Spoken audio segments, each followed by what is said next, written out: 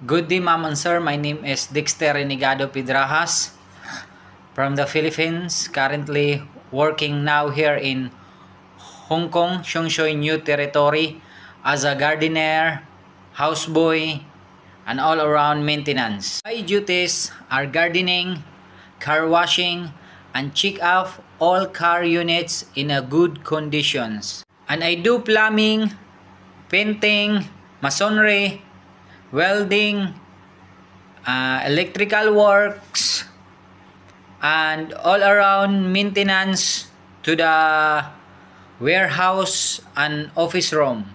My contract to my current employer will be finished this coming September, and I worked before as a driver in Kingdom of Saudi Arabia, and also I worked before as a driver too in the Philippines. I want to apply with a new employer for me to level up my skills. So if you give me a chance, I can be an efficient houseboy and gardener in the future. I am hardworking and can work well without any supervision, and we depend to all types of household tasks. I hope, ma'am and sir, you will consider my application.